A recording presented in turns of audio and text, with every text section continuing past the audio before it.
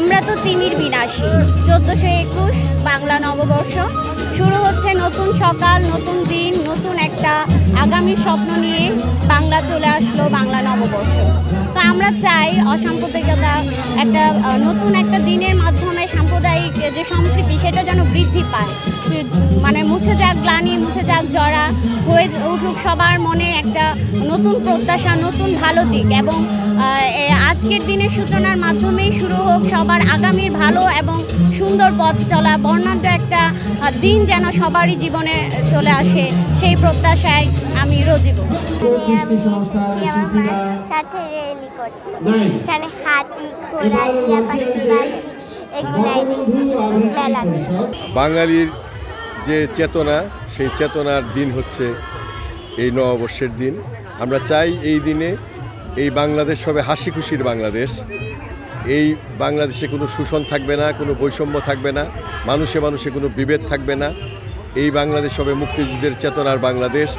এই বাংলাদেশে ক্ষুধা, দারিদ্র এইগুলি থাকবে না, অশিক্ষা, কুশিক্ষা, রুচিহীন কাজ, এই সমস্তের ঊর্ধ্বে একটি বাংলাদেশ গড়ে উঠবে।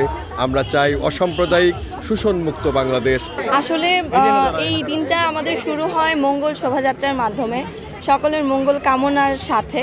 তো সারা বছর যেন খুব ভালোভাবে আমরা বাঙালিরা শুধু একটা দিনের উপরে নির্ভর না করে সারা বছর, আমরা যেহেতু বাঙালি হিসেবেই জন্মেছি, সারা বছর যেন আমরা এভাবে আনন্দ উৎসবের মধ্যে দিয়ে কাটাতে পারি, এটাই আমাদের সত্যিকারের প্রত্যাশা।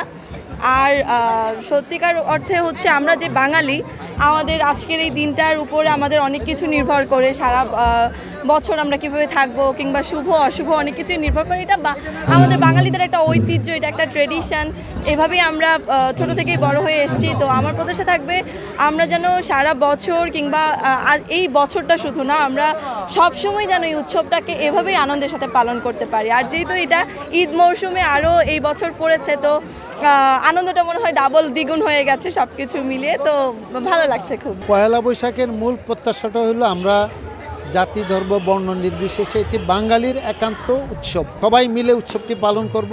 বাংলাদেশটি যে কারণে এর ঐতিহ্য, মূল ঐতিহ্যটি অসাম্প্রদায়িকতা। আমরা চাই রাষ্ট্র, সমাজ সকল দিক থেকে অসাম্প্রদায়িকতার চর্চাটি অব্যাহত থাকুক এবং একটি সমৃদ্ধশালী আধুনিক রাষ্ট্র ব্যবস্থা গড়ে উঠুক, যেটা মূল ভিত্তি থাকবে বাঙালিত্ব। আমাদের প্রত্যাশা হচ্ছে সম্প্রীতির এই বাংলাদেশে যে মৌলবাদীর যে উত্থান, সে মৌলবাদীর উত্থানকে অবসান ঘটবে এই সম্প্রীতির মাধ্যমে। এই জন্য আমাদের এই মঙ্গল শোভাযাত্রার আয়োজন। বাঙালির যে আপামর জনতা, আজকে দেখবেন আপনারা সারা দেশব্যাপী এই বর্ষবরণকে বরণ করার জন্য সবাই মাঠে নেমে চলে আসছে।